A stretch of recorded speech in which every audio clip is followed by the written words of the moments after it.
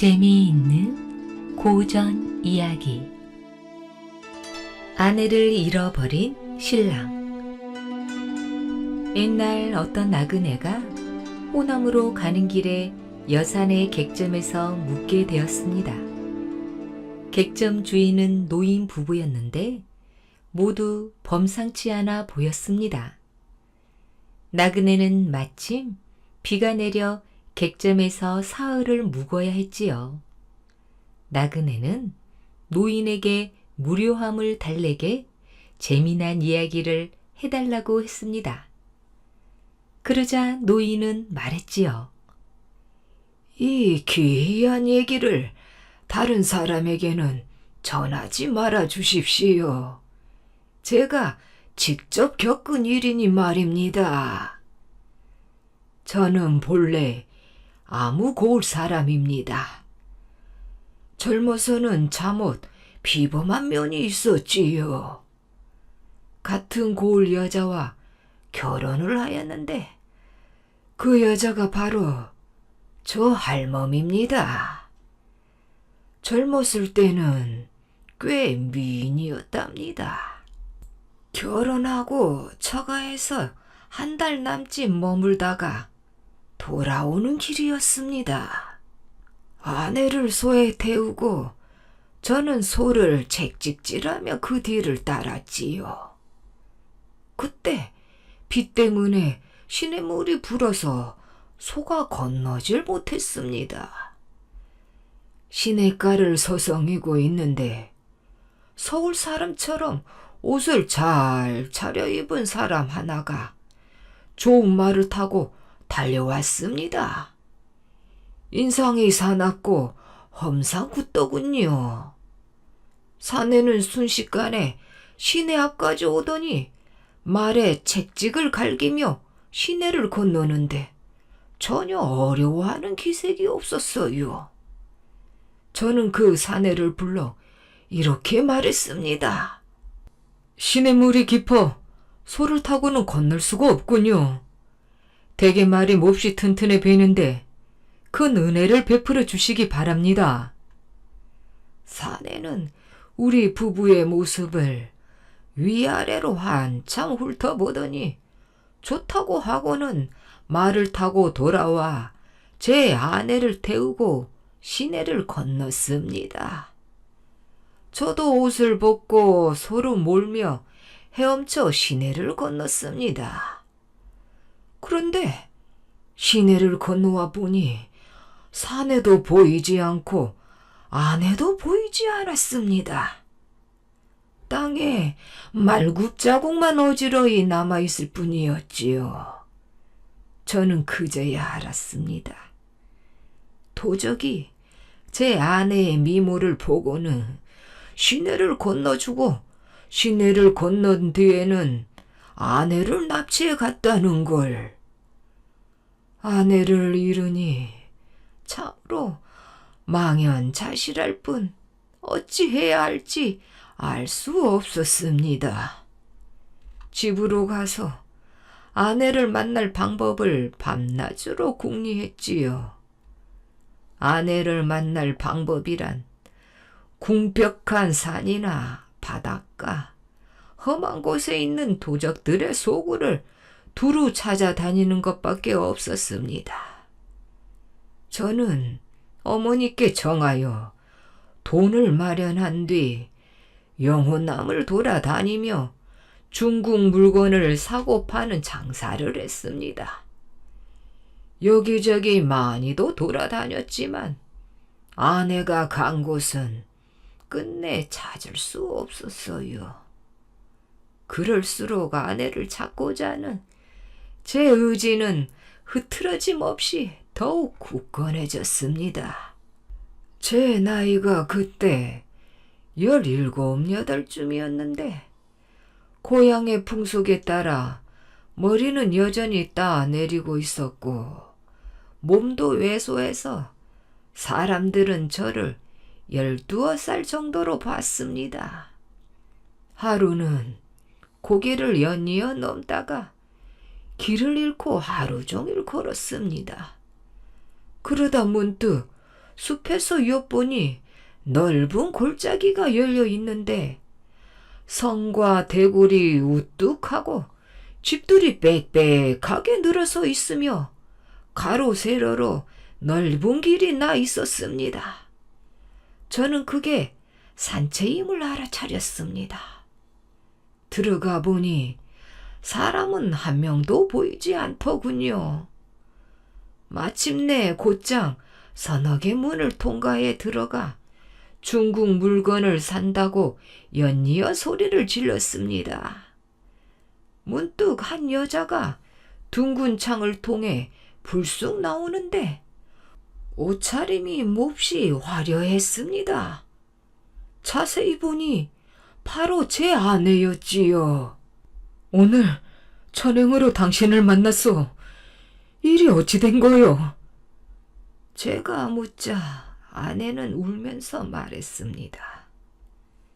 오늘 만남은 정말 다행입니다. 다행히도 지금 산적 두목이 사냥을 나갔기에 망정이지. 만일 두목이 있었다면 당신이 어떻게 나를 만날 수 있겠어요? 하지만 두목이 돌아오면 당신은 죽은 목숨이니 어떻게 해야 합니까? 어떻게 하겠소? 여기 있다간 죽을 것이고 나갔다 한들 죽음을 면할 수 없을 텐데 어쩌면 좋을까요? 어찌해야겠소?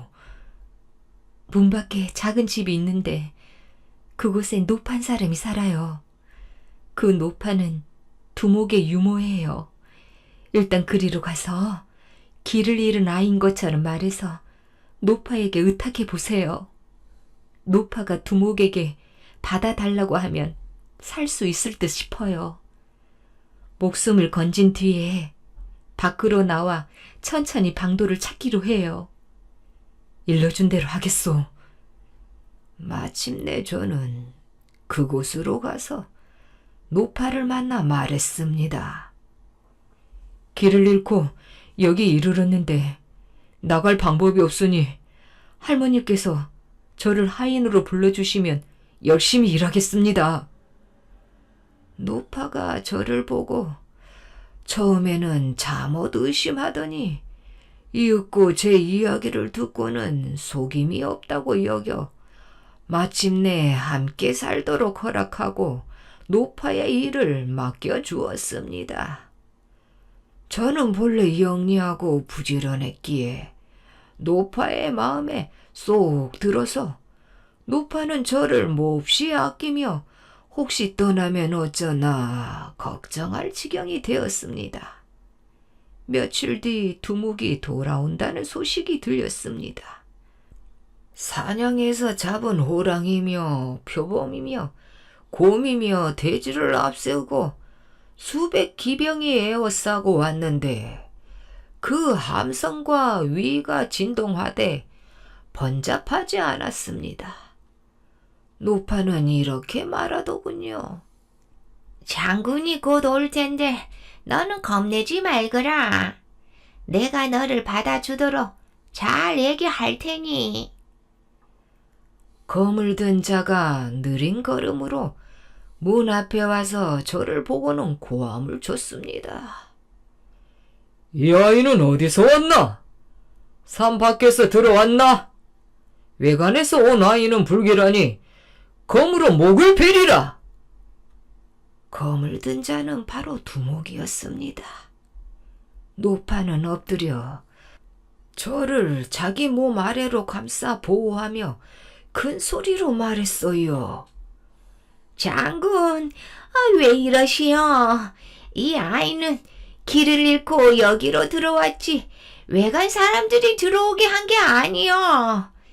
이 아이가 벌써 정성을 다해 나를 섬기며 도리에 어긋나는 일을 하지 않겠다고 맹세했고 나는 벌써 살려주기로 허락했거늘. 장군은 왜 이리 의심이 많소? 저는 그때 너무나 두려워서 감히 두목을 자세히 볼 수 없었지만 대충 보기에도 그 외모는 진짜 영웅다웠습니다. 두목은 검을 내려놓고 말했습니다. 유모 때문에 이 아이를 살려주는 겁니다. 하지만 내 곁에 두고 잘 살펴야겠습니다. 마침내 두목은 저를 데려가 아침 저녁으로 곁에서 일을 보좌하게 했습니다. 저는 더욱 영리하고 부지런하게 움직여 두목의 마음에 꼭 들게 일했습니다. 두목도 저를 아끼게 되어 죽이려는 마음이라곤 전혀 없어졌지요. 때때로 말 달리고 창칼 쓰는 방법을 가르치기까지 했는데 제가 꽤 잘 해내자 두목은 기뻐하며 말했습니다. 너는 자질이 훌륭하고 재주가 많구나. 내 뒤를 이어 산채의 주인이 될 자는 바로 너야.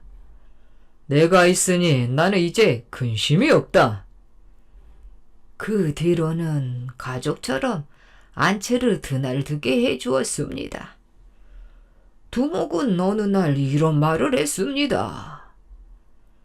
부두목이 다른 산채에 있는데 나를 만나러 올 것이니 부두목이 와서 너를 보면 필시 죽여야 한다고 할 테고 너를 죽이기 전에는 그 고집을 꺾지 않을 게다.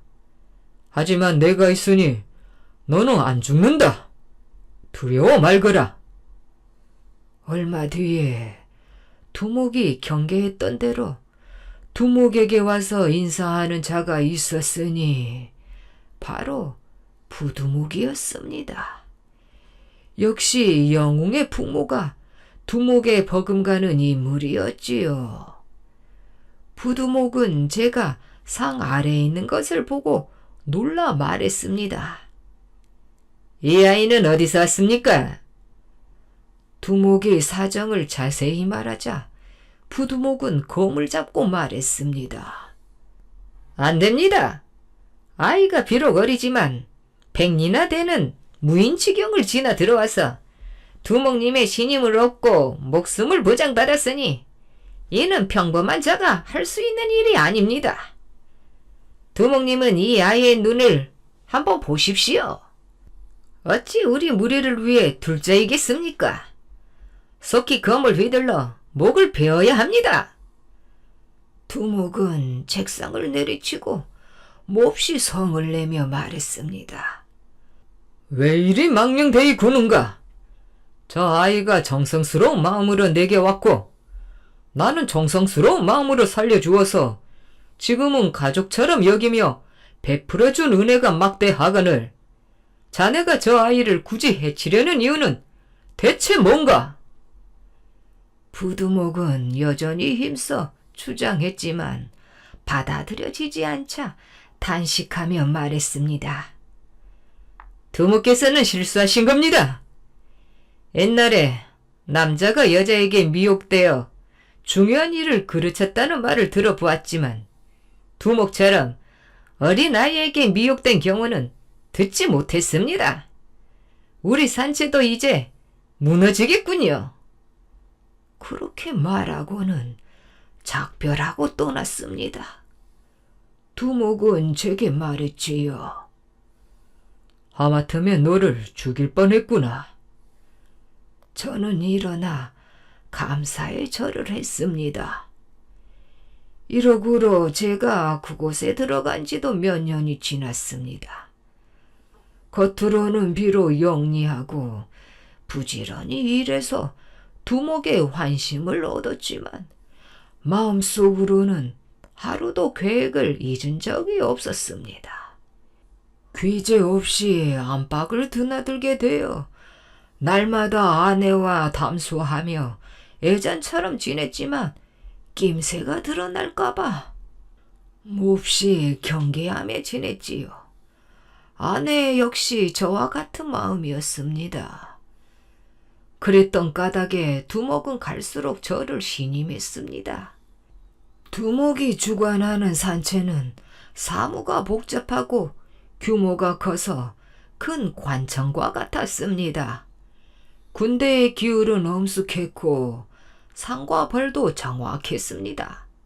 사방의 지형이 험준하고 경비가 삼엄하니 제가 빈틈을 노리려 해도 마땅한 방법이 없었습니다.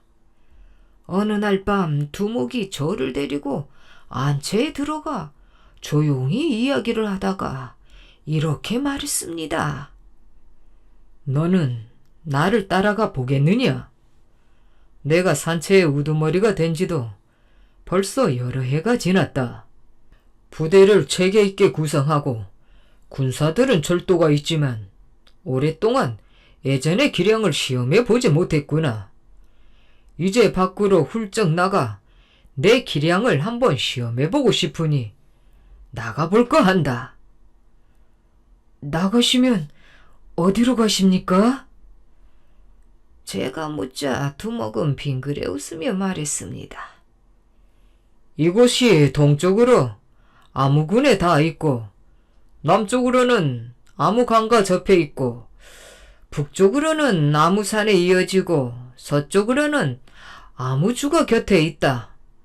아무군에서 여기까지는 수백 리 무인 지경을 지났어야 들어올 수 있지.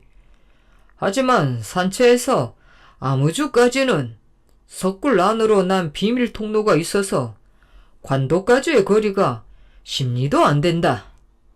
아무주 가까이에 있는 집에 가져올 만한 물건이 있는데 크지 않아서 번거롭게 군사들을 쓸 필요는 없어.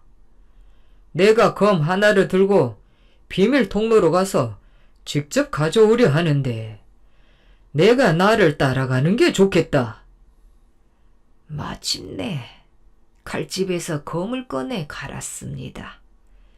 두목의 검은 눈처럼 환하게 빛이 났고 모양은 둥근데 사면에 칼날이 있어서 꽁의 꽁지로 만든 부채 비슷했습니다. 자정 넘어 떠나기로 약속하고 두목은 비단으로 몸을 동여매 몸놀림을 민첩하게 할 수 있게 했습니다. 저도 두목과 같은 옷차림을 하고 칼을 들고 떠났지요. 우리가 산채 밖으로 나가는 것을 아는 사람은 아무도 없었습니다. 산채는 고요하고 등불도 평소대로 켜져 있었지요. 몇리를 가니 과연 석굴이 나타났습니다. 한 사람이 겨우 들어갈 크기였지요.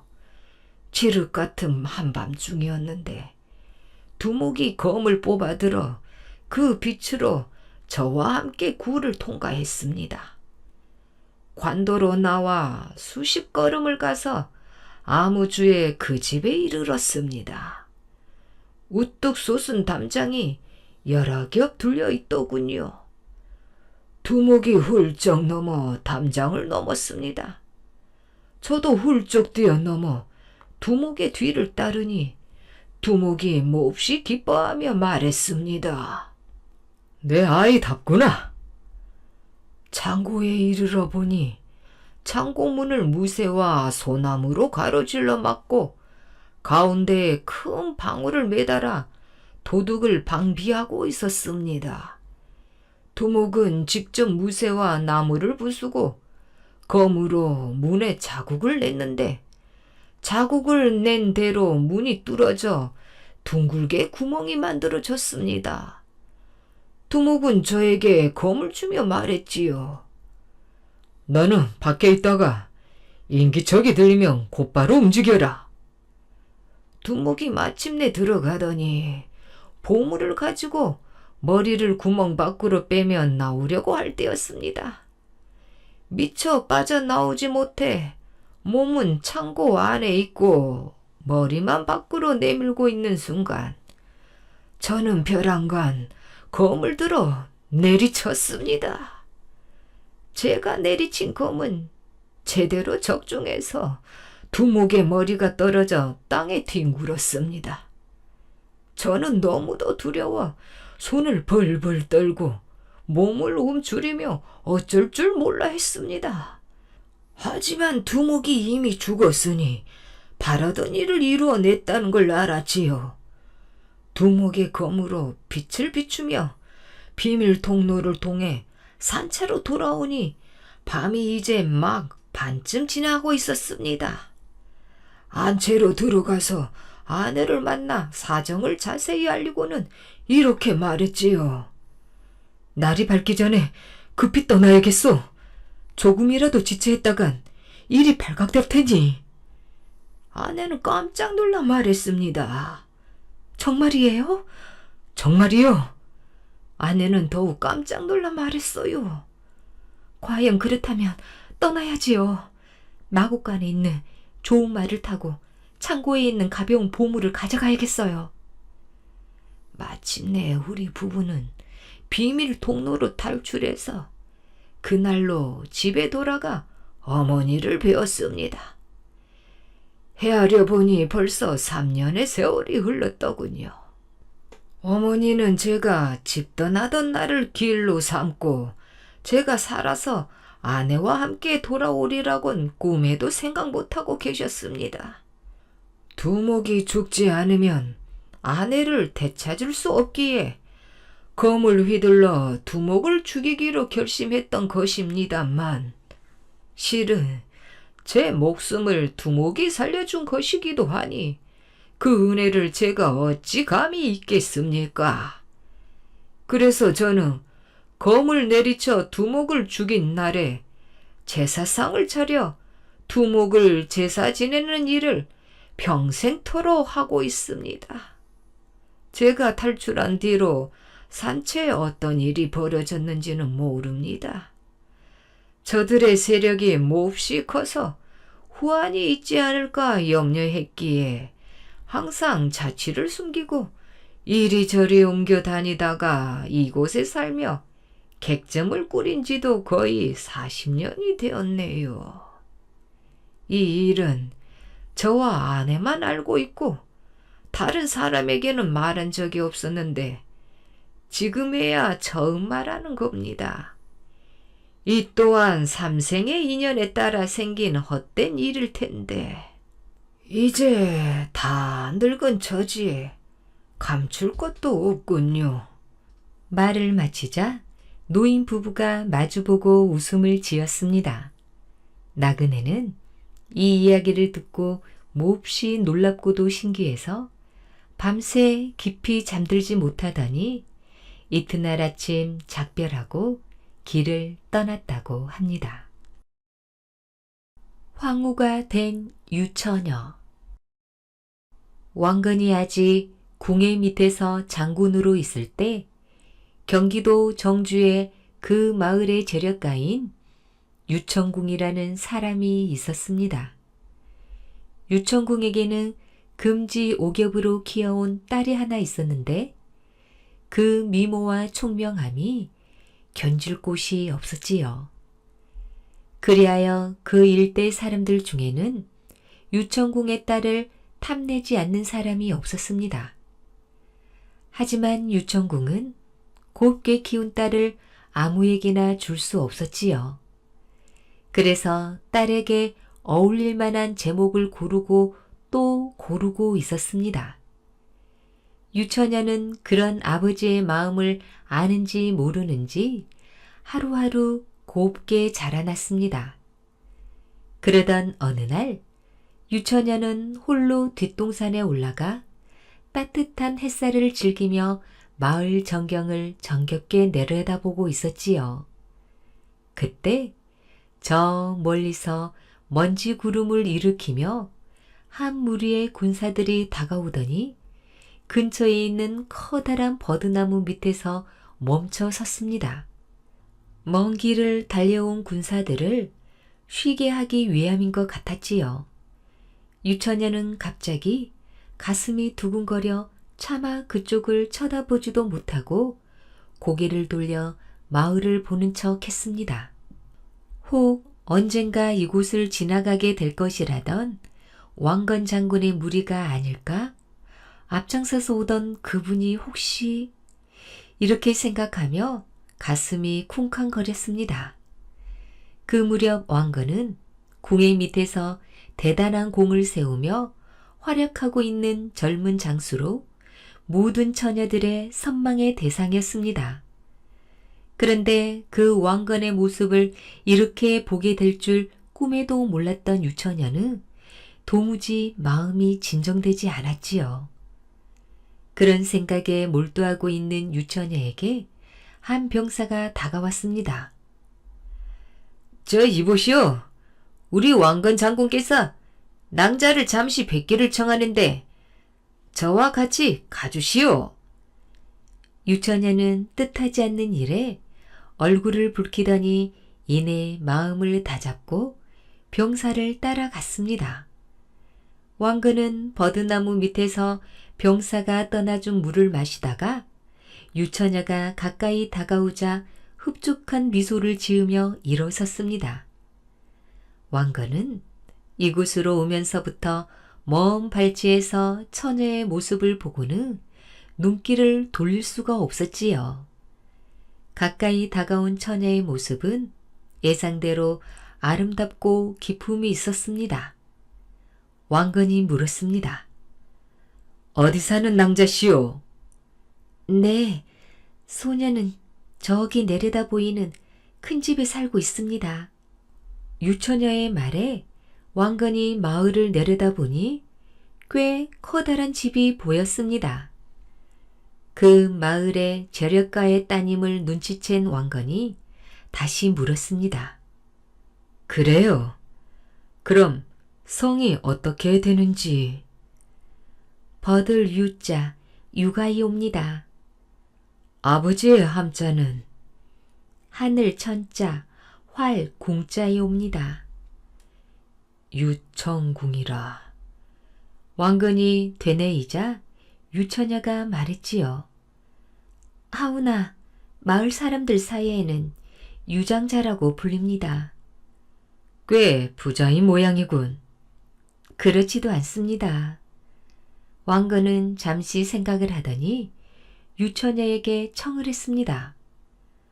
낭자께 한 가지 청할 일이 있는데 다른 것이 아니라 날도 늦었고 해서 군사들을 하룻밤 묵게 하고 싶은데 낭자의 집을 빌릴 수 있을까요?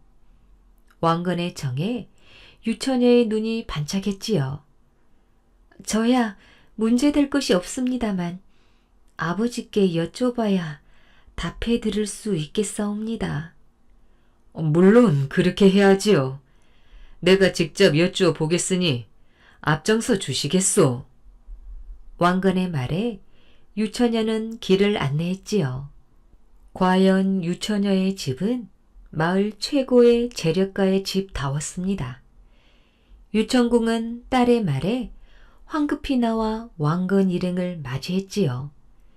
유천궁은 그 나라의 최고 실력가인 왕건을 자신의 딸이 직접 모시고 오자 너무 기뻐 어쩔 줄을 몰라 했습니다. 서둘러 하인들에게 군사들이 쉴 수 있는 방을 정리하게 하고 왕건은 사랑방으로 모셨지요. 그럭저럭 군사들은 여정을 풀고 유천궁이 대접한 푸짐한 저녁 식사를 했습니다. 왕건은 저녁상을 물린 후 유천궁과 차를 마시며 담소를 나누었지요. 이런저런 이야기 끝에 유천궁이 조심스럽게 왕건에게 말했습니다. 저 소인이 장군께 정이 하나 있어온데 무슨 말씀인지 어려워 말고 하십시오. 이렇게 저의 군사들을 편안하게 대접해 주셨는데 제가 들어드릴 수 있는 것이라면 무엇이든지 들어드리지요. 유천궁은 왕건의 말에 힘을 얻어 말문을 열었습니다. 장군도 보았듯 저에게 딸이 하나 있어온데 평소 장군 같은 분을 모시는 것이 소원이었습니다. 오늘 하룻밤만이라도 제 딸을 거두어 주실 수는 없는지요? 왕건은 뜻밖의 청에 다소 놀란 듯 했지요. 따님을요? 예, 아까 장군을 모시고 온 아이 말입니다. 올해 나이가 어떻게 됩니까? 16입니다. 왕건은 유처녀에게 마음이 없는 것은 아니었지만 유천궁의 속뜻을 알 수 없어 쉽게 대답하지 못했습니다. 이자가 딸을 위해 나를 사위로 삼으려는 것인가? 아니면 자신의 세력을 굳건히 하려고 하는 것인가? 왕건이 대답이 없자 유천궁은 왕건의 얼굴을 조심스럽게 살펴보았습니다. 자신의 딸이 왕건과 혼인만 할 수 있다면 그 이상 좋은 일은 없었지요. 딸에게는 늠름한 남편이, 자신에게는 더욱 확고한 입지가 마련되는 것이었습니다. 왜 마음에 없으십니까? 글쎄요. 왕건은 유처녀의 얼굴이 떠올랐습니다. 눈을 뗄 수 없던 그 모습이 뜻이 정 그러시면 따님을 이 방으로 보내주십시오. 진정이십니까? 유천궁은 반가운 목소리로 다시 확인하였습니다. 진정으로 드리는 말입니다. 저도 따님을 한번 더 보고 싶군요. 유천궁은 얼굴에 희색이 만면하여 방을 나갔습니다. 잠시 후 유처녀가 다소곳한 모습으로 방 안으로 들어왔지요. 유처녀는 아버지의 말이 내리에서 떠나질 않았습니다. 이제 왕건 장군을 지아비로 섬기느냐 못하느냐는 내 학이 달렸다. 정식으로 혼인도 올리지 못하고 이렇게 조야를 치르게 한 것은 애비된 도리로 미안하다만 훗날을 기약한다면 이보다 더 좋은 기회는 없을 게다. 내 말 명심하거라. 하지만 왕건 앞에 앉아있는 유처녀는 무엇을 어찌해야 할지 몰랐습니다. 어떻게 무슨 약조를 받아낼 수 있단 말인가. 이제 16 어린 처녀가 20이 간 넘은 남정네와 초야를 치르는 이 마당에 무슨 말을 할 수 있을까. 왕건은 수줍어하는 유처녀의 모습에 흡족해하며 이런저런 일상적인 이야기를 나누었습니다. 잠시 후 유처녀는 떨리는 마음으로 왕건의 손길에 이끌려 침상에 누웠습니다. 유처녀는 어떤 말도 할 수 없었지요. 불이 꺼지고 그들의 초야는 깊어만 갔습니다. 다음 날 아침 일찍 왕건은 유처녀에게 그 어떤 언약의 말도 없이 군사를 이끌고 떠났습니다. 왕건이 사라져가는 모습을 먼 발치에서 보며 서 있던 유처녀는 왕건과의 조야를 가슴 깊이 묻어두었습니다. 비록 어떤 말씀도 없었지만 언젠가는 나를 부르실 거야. 유처녀의 마음은 뿌듯함으로 가득 차 올랐습니다. 하지만 날이 가고 달이 가고 해가 가도 한 번 가버린 왕건에게서는 아무런 소식이 오지 않았습니다. 유처녀의 마음은 하루에도 몇 번씩 갈등을 일으켰지요. 나를 잊으신 걸까? 처음부터 나 같은 것은 안중에 없었던 것일까? 나 혼자만의 생각이었던 것일까? 아니야, 그분은 지금 바쁘신 몸이야. 그래서 내게 기별을 못하고 계시는 것뿐이야. 방전맞는 생각은 지우고 기다려야지. 그것이 인간의 도리인 것을. 하지만 세월은 무심하여 3년이라는 세월이 훌쩍 지나가고 말았습니다. 유천궁은 왕건을 사이로 맞이할 수 있다는 기쁨에 처음 옮아가는 시간이 흐르는 것이 마냥 즐거웠지요. 하지만 딸의 나이가 20이 다 되어 가도록 왕건에게서 기별이 없자 점점 초조해졌습니다. 자신의 욕심 때문에 딸이 잘못된 것은 아닌가 싶어 답답하기만 했지요. 그러던 어느 날 유천궁은 왕건을 포기하기로 마음 먹었습니다. 자신의 욕심 때문에 딸을 더 이상 노처녀로 남겨둘 수는 없었지요. 얘야, 이제 너도 시집을 가야 하지 않겠느냐? 아버지의 말에 유처녀는 단호히 말했습니다. 아버지, 소녀는 다른 곳으로 시집갈 생각은 없사옵니다. 유천궁은 딸의 마음을 이해한다는 듯 한숨을 쉬었지요. 내 나이가 벌써 20을 앞두고 있다. 장군께서 기별이 올 것 같으면 벌써 왔겠지. 이젠 미련을 버리는 것이 현명할 것 같구나. 하지만 이런 아버지의 말에도 유처녀는 자신의 고집을 꺾지 않았습니다. 유천궁은 버럭 화를 냈지요. 내가 그렇게 아비의 말을 듣지 않는다면 내 이제부터 너를 자식으로 생각하지 않겠다. 아버지께서 그리한다 하셔도 저는 제 뜻을 포기할 수가 없습니다. 그리하오니 제가 집을 나가겠습니다. 유처녀는 그 길로 옷까지 몇 벌만 챙기고는 집을 나왔습니다. 막상 집을 나왔으나 유처녀가 갈 만한 곳은 없었습니다. 무작정 걸어가다 얼마 전 황해도 해주에 있는 신광사에 갔던 일이 생각났지요. 그곳은 여승들만 모여 사는 절이기에 자신이 기거하기에 적당할 것 같았습니다. 걷고 또 걸어 신광사에 도착한 유처녀는 그날부터 부처님께 정성스럽게 불공을 드렸습니다. 신광사의 여승들은 유처녀가 신념을 다해 불공을 드리는 것에 감동하여 유처녀를 정성껏 보살펴 주었습니다.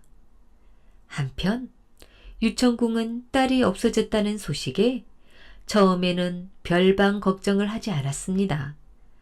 특별히 갈 곳도 없으니 어련히 돌아오겠지 싶은 마음이었던 것이지요. 하지만 며칠이 지나도 딸이 돌아오지 않자 불안한 마음으로 사람을 시켜 딸을 찾게 했습니다. 수소문은 끝에 유천궁은 딸이 신광사에 있다는 것을 알아냈지요. 유천궁은 딸에게 바로 집으로 돌아오라고 기별을 했습니다. 하지만 유처녀는 왕건을 위한 불공에 모든 정성을 쏟으며 집으로 돌아가지 않았습니다. 왕건 장군 앞날에 큰 복이 있게 해주십시오. 유처녀는 오로지 이것 하나만을 빌고 또 빌었습니다. 그렇게 몇 달이 지나지 않아 유처녀의 정성에 부처님이 감동했는지 왕건에게 유처녀의 소식이 들어갔습니다. 왕건은 유처녀의 소식에 반신반의하면서도 그냥 지나칠 수 없었지요. 왕건이 사람을 보내 진위를 확인한 결과 소문이 사실로 판명되었습니다. 왕건은 당혹스러웠습니다. 유처녀의 집을 떠나온 후 한 번도 유처녀를 생각하지 않은 것은 아니었으나 그냥 그렇게 무심히 지나쳤습니다. 왕건은 자신이 너무나도 무책임한 사나이로 느껴졌지요. 어떤 언약의 말도 하지 않았는데 나만을 기다리며 절에서 불공을 드리고 있다니. 왕건은 당장 사람을 보내 유처녀를 불러들여 정식으로 혼례를 치렀습니다. 이렇게 해서 유처녀는 왕건의 정실이 되었지요. 유처녀는 이렇듯 아버지 유천궁이 왕건을 포기하자고 권유하였을 때 자신의 고집을 꺾지 않는 등 단호한 면이 있었는데 이는 고려의 건국에도 지대한 영향을 미쳤습니다. 후일 궁예의 폭정이 계속되자 여러 대신들이 왕건을 찾아와 궁예를 몰아내자고 건의했는데 이때 유처녀는 주저하는 왕건이 행동에 나서도록 적극 권유하였다고 합니다. 결국 왕건은 유처녀의 권유를 받아들여 궁예를 몰아내고 고려를 건국하였습니다. 백제와 견훤의 최후 918년 무인년 6월 병진일 드디어 왕건은 포정전에서 즉위식을 거행하였습니다. 왕건은 국호를 고려라고 하고 연호를 천수라고 하였지요. 왕건은 즉위하자마자 백성들에게 다음과 같은 교지를 내렸습니다. 이전 임금이 이전 임금은 궁예를 말하는 것입니다. 백성 보기를 초계같이 하면서 오로지 자신의 욕심만 채우려고 하였다. 그리하여 망년된 도참을 믿고 갑자기 송악을 버리고 철원으로 돌아가 궁궐을 지었으니 백성들은 모두 노역에서 시달리고 그로 인해 농사철을 빼앗겼다. 게다가 기근이 거듭들고 역질이 계속 번져 집을 버리고 길거리에 굶어 죽는 자가 허다했다. 또 곡식값이 폭등하여 가늠마 한 필이 겨우 쌀 5승밖에 안 되어 백성들은 자기 몸과 처자를 팔아 남의 노비가 된 자가 많았다. 나는 이 일이 심히 긍휼히 여기노니 이들을 모두 지금 현재 있는 곳에서 등록하여 내게 보고토록 하라. 그 이듬해 왕건은 도읍을 철원에서 예전의 송악으로 다시 옮기고 백성들의 민심을 수습하는 데 주력했습니다. 또한 왕건은 각 지방의 호족들을 견제하고 한편으로는 그들과의 우위를 돈독하게 하기 위해 정략 결혼을 맺었지요. 왕건은 대내적인 융화 정책에 힘쓰는 것과 동시에 대외적으로는 신라와 후백제에 호의적인 태도를 보였습니다. 이에 신라와 후백제에서도 고려에 대해 예전과는 달리 우호적으로 대했습니다. 특히 후백제의 견훤은 고려에 개국을 축하하는 사신을 보내기도 하였지요. 신라의 조정에서는 날로 쇠퇴해가는 국력을 의식해서인지 후백제의 침공으로부터 고려가 보호해 주기를 바라는 공론이 일고 있었습니다. 후백제의 견훤은 나름대로의 입지를 다지기 위해 나라 안팎으로 부산한 움직임을 보였습니다. 920년 견훤은 신라의 대하성을 침공하여 함락시키니 고려 건국 2년 만의 일이었습니다. 이로써 평화는 깨어지고 삼국은 다시 전쟁의 소용돌이에 휩싸이게 되었지요. 전쟁을 두려워한 경상도 북부 지역의 호적들은 고려에 투항하였습니다. 925년 고려는 조물성 전투를 시작으로 후백제와 다시 맞붙게 되어 후삼국은 격렬한 전쟁터로 변하게 되었지요. 그러나 쉽사리 싸움의 승패가 나지 않자 후백제와 고려는 화친을 맺고 그 징표로 왕건의 사촌 동생 왕신과 견훤의 친척인 진호를 서로 인질로 교환하고 휴전했습니다. 그러나 고려의 인질로 갔던 진호가 병사하자 견훤은 이를 독살로 규정하고 왕신을 죽인 뒤 곧바로 공주성을 공격했지요. 후삼국은 다시 전쟁의 소용돌이에 휘말리게 되었습니다.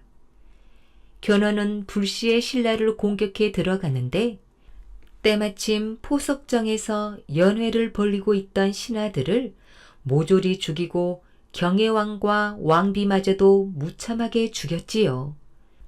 견훤은 신라가 고려에 요청한 원병이 당도하기 전에 왕족인 김부를 허울뿐인 임금의 자리에 앉히고 신라에서 철수했습니다.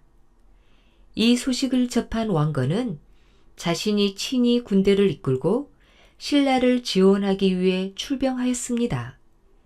그러나 왕건은 이 전투에서 싱순겸 등 휘하의 장수들만 잃은 채 견훤에게 대피하였습니다. 그 후 다시 힘을 비축하고 군사령을 재정비한 고려는 경상도 고창에서 벌어진 병산 전투에서 견훤을 대파하여 전날의 원수를 갚았지요. 이 싸움 이후 후삼국의 주도권은 고려에 넘어왔습니다. 화려한 재기전을 펼친 왕건은 선필 장군의 주선으로 신라를 방문하였습니다. 이때 주변의 많은 성주들이 왕건 앞에 무릎을 꿇고 자진하여 군사들을 이끌고 고려에 투항하는 사태가 속출하였습니다. 934년 9월 왕건은 직접 군사들을 이끌고 운주성을 공격하여 또다시 백제의 견훤과 운명의 한판을 벌였지요. 운주성 전투는 혁혁한 공을 세운 유군필 장군의 활약으로 고려가 대승을 거두었습니다. 견훤은 이 전투에서 아끼는 수하들을 한꺼번에 잃고 심한 허탈감에 빠져 있었지요. 이후 나주까지 고려에게 내어준 견훤은 이미 쇠퇴 일로를 걷고 있었습니다. 결정적으로 백제가 멸망의 길에 접어든 것은 왕위 계승 문제 때문이었지요. 운주성에서 대패로 심한 정신적인 갈등을 겪고 있던 견훤은 왕위를 평소 아끼고 총애하던 사남 금강에게 넘겨주기로 결정하였습니다. 이에 불만을 품은 장난 신검은 반란을 도모하여 견훤을 금산사에 유폐시키고 태자로 지목된 금강을 죽여버렸습니다. 이 반란에는 장자인 신검을 비롯한 둘째 양검과 셋째 용검까지도 가담하였는데 이들은 적출이었고 죽임을 당한 금강은 서출이었습니다. 이로 볼 때 이 반란의 밑바닥에는 적자와 서출 간의 미묘한 감정과 알력이 깔려 있었던 셈이지요. 한편 금산사에 유폐되어 감금 생활을 하던 견훤은 절을 탈출하여 고려에 귀순하였습니다. 왕건은 크게 환대하여 반기며 견훤을 상부라는 호칭으로 존대했지요. 아버지 견훤을 몰아낸 신검이 왕위에 오른 다음날 신라의 마지막 왕 경순환 또한 고려에 귀순해 왔습니다. 한편 936년 2월에는 견훤의 사위인 박영규가 신검에게 불만을 품고 고려에 투항해 왔지요. 이로써 왕건은 마침내 백제와의 최후의 전쟁을 준비하였습니다. 이때가 바로 936년 9월이었습니다. 견훤은 왕건에게 군사를 받아 직접 백발을 휘날리며 전장에 참가해 아들 신검을 공격하였습니다. 자신이 세운 나라, 자신의 자식을 치러가는 견훤의 마음은 피를 토하고도 남음이었을 것입니다. 고려군은 아이러니하게도 견훤과 그의 사위 박영규의 활약으로 후백제의 도성을 향해 파죽지세로 쳐들어갔습니다. 결국 고려군이 황산을 넘었다는 소식을 들은 신검은 항복할 의사를 전했고 왕건이 직접 완주산에 가서 신검의 항복을 받았습니다. 이로써 고려 태조 왕건은 마침내 대대손손 영광을 누릴 것이라던 도선대사의 애언대로 후삼국을 통일하여 새로운 역사의 장을 열었습니다. 그러나 백제를 재건하고 한때는 후삼국의 패권을 쥐었던 견훤은 불운하게도 자식들의 어리석은 욕심으로 인해 자신의 꿈을 접어야 했지요. 자신이 이룩한 백제가 고스란히 물거품으로 사라지는 것을 두 눈을 부릅뜨고 지켜보아야 했던 견훤은 백제가 무너진 지 얼마 되지 않아 황산의 한 절에서 등창을 앓다가 고통스럽게 일생을 마감했습니다. 그때 그의 나이 70이었습니다. 가난한 선비가 부자 되는 법. 영남에 가난한 선비가 살았습니다. 선비는 날마다 이리저리 양식을 구해 근근히 처자식을 먹여 살렸지요. 그러던 어느 날 아내에게 말했습니다. 인생 100년이 눈 깜짝할 사이라지만 인생의 계획을 세우자면 반드시 5, 6년을 들여 기반을 마련한 뒤에야 죽을 때까지 근심 없고 몸 편안히 인생을 누릴 수 있을게요. 지금 나는 날마다 하루벌이 일러 근근히 하루 양식을 얻을 뿐이라 장기적인 대책을 세울 겨를이 없소. 나는 집 떠나 먼 곳으로 가서 미래를 위한 장기 대책을 마련해 보고 싶소. 5, 6년 동안 당신은 길쌈이나 삭바느질을 하고 아이들은 뗄나무를 주워 오게 하면 그럭저럭 세월을 버티며 근근히 연명할 수 있지 않겠소. 아내가 그럴게요 라고 말했습니다. 가난한 선비는 마침내 집을 떠나 서울로 갔습니다.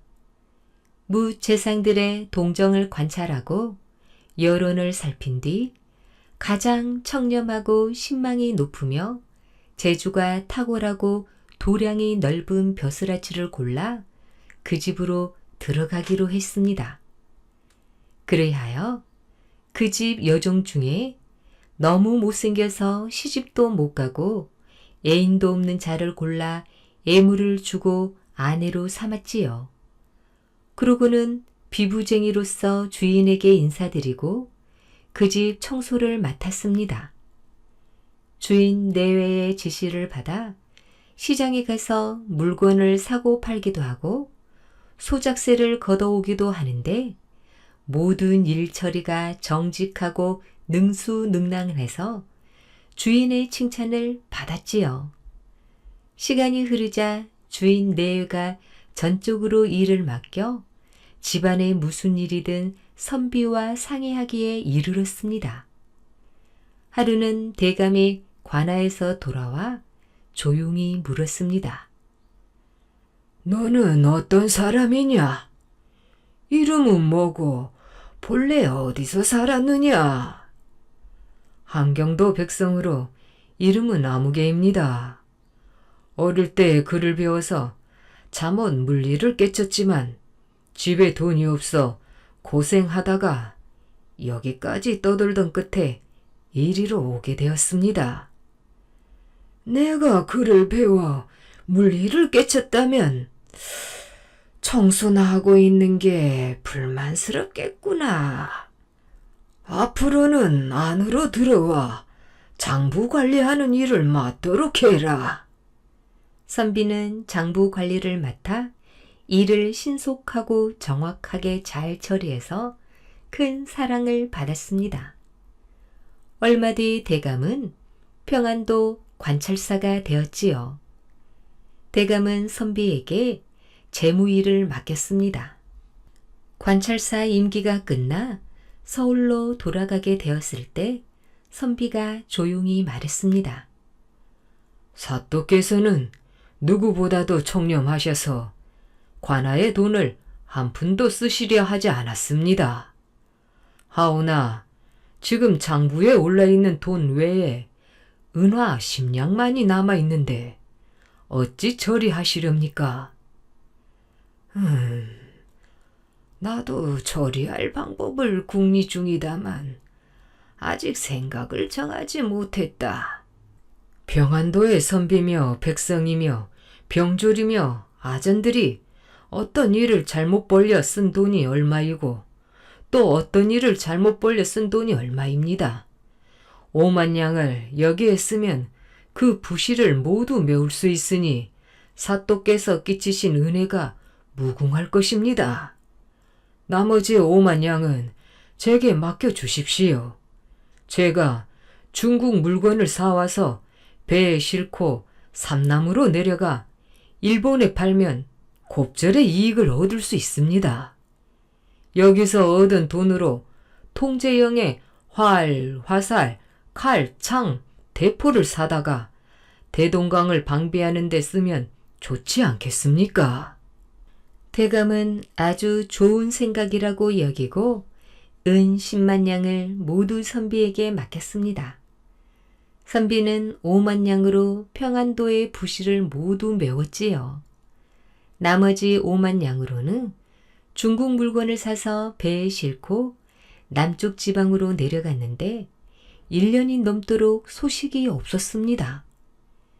그동안 관찰사는 임기를 마치고 서울로 돌아왔지요. 관찰사는 속았다고 생각하고는 늘 이렇게 말했습니다. 아무개는 큰 도적이니 죽여야 옳다. 3년 뒤 선비는 다 해진 옷을 입고 서울로 돌아왔습니다. 선비는 아내인 여종을 시켜 안주인에게 알리게 했지요. 비부쟁이 아무개가 와서 뵙자고 합니다. 안주인이 말했습니다. 대감께서는 5만 양을 도둑 맞았다며 항상 내 남편을 죽여야 한다고 하신다. 하지만 평안도에 있을 때 대감께서는 집안일을 돌보지 않으셨고 대감의 수행원들이 모두 이름난 무관들이었지만 그들 또한 우리 집안에 필요한 것을 챙겨주지 못했어. 만약 내 남편이 재빠르고도 충성스럽게 관아에 해를 끼치지 않으면서 우리 집안에 이익을 주고 온 힘을 다해 일을 꾸려서 집으로 온갖 물자를 연이어 보내주지 않았다면 집안일을 의지할 곳이 없었을 거야. 그러니 내 남편의 공을 내 어찌 잊을 수 있겠느냐. 너는 내 남편에게 이런 사정을 자세히 말해서 속히 떠나게 해라. 절대로 머물게 해서는 안 된다. 여종이 그 말을 자세히 전하자 선비는 피식 웃더니 떠나지 않고 계속 머물렀습니다. 그러던 어느 날 선비가 대감의 눈에 띄었습니다. 대감은 즉시 그 죄를 하나하나 꾸짖으며 커다란 곤장을 준비하도록 분부했지요. 곤장을 쳐 죽이려는 것이었습니다. 그러자 선비가 말했습니다. 5만 양이 얼마나 큰 돈입니까? 만일 제가 그 돈을 훔쳤다면 감히 다시 와서 뵐 수 있겠습니까? 대감께서는 왜 자세한 곡절도 묻지 않고 다짜고짜 저를 죽이려고 하십니까? 대감은 잠시 곤장을 치는 일을 멈추라 분부하고 곡절을 말하게 했습니다. 선비는 물러가서 선비의 의관을 꺼내 입고 나왔지요. 그러고는 계단을 올라가 손님의 자리에 앉더니 이렇게 말했습니다. 저는 함경도 백성이 아니라 영남의 선비입니다. 제가 대감이 부르는 여종의 남편이 된 것은 대감이 마땅히 평안도 관찰사가 될 것이라 예상했기 때문입니다. 우리나라는 평안도의 물산이 가장 풍부하기에 몸을 굽혀 대감을 섬기며 평안도의 물건을 사들여 부자가 될 계획을 세웠던 거지요. 그런데 내가 이득을 얻기 위해서는 반드시 남에게 먼저 이득을 주어야 하고 윗사람에게 이득을 주려면 반드시 아랫사람에게 먼저 이득을 주어야 하는 것이 세상에 당연한 이치요 하늘에 마땅한 도리입니다. 그러므로 5만 양으로 먼저 평안도의 선비며 백성이며 병졸이며 아전들에게 이득을 준 뒤에 나머지 5만 양으로 장사를 해서 다시 10만 양을 만들었습니다. 그래서 그중 반은 대감댁에 이득을 드리고 나머지 반은 소생의 집에 이득을 주었습니다. 3년 동안 대감은 원금을 전혀 잃지 않았는데 왜 소생을 미워하며 반드시 죽여야 하겠다고 하십니까? 나는 나를 속였다는 게 미운 것이니 이득이 있고 없고는 논할 바가 아니다. 내일 다시 뵙겠습니다. 선비가 물러나와 가방에서 문서를 한아름 꺼내 안고 대감의 아들을 찾아가 말했습니다. 나는 오늘 손님의 애로서 대감을 배웠어. 그러니 그대들 역시 나를 비부쟁이로 보아서는 안 될 것이요. 선비는 그동안의 전후 사정을 다 말한 뒤 이렇게 말했습니다. 그대들은 한번 생각해 보시오.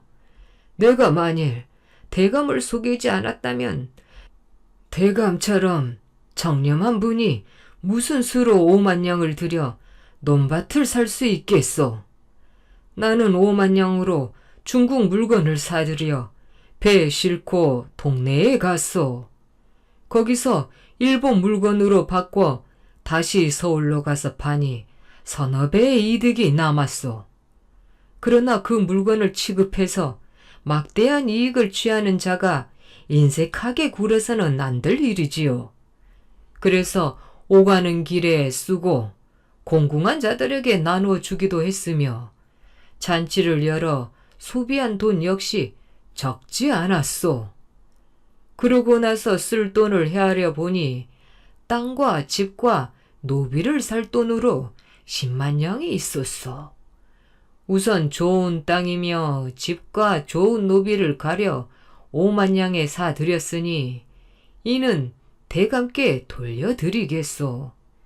이게 바로 그 소유를 증명할 문서들이니 그대들이 받아두시오.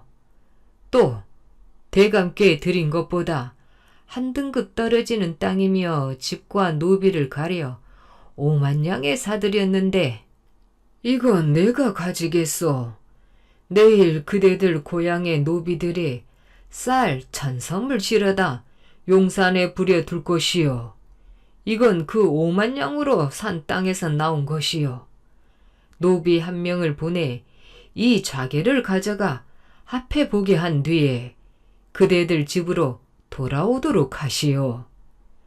마침내 가방을 뒤져 좌계 하나를 꺼내 주었습니다. 과연 고향의 노비 수십 명이 수레를 세내어 쌀 1,000섬을 싣고 대감 집에 들여 놓았습니다. 대감은 한참 동안 큰 한숨을 내쉬며 경솔하게 꾸짖었던 일을 부끄러워했지요. 이렇게 해서 대감은 청빈한 가문으로서 맑은 이름을 떨어뜨리지 않고도 마침내 거부가 되었다고 합니다. 오늘 준비한 이야기는 여기까지입니다. 더 재미있는 이야기로 다시 만나겠습니다. 꿀잠 주무세요.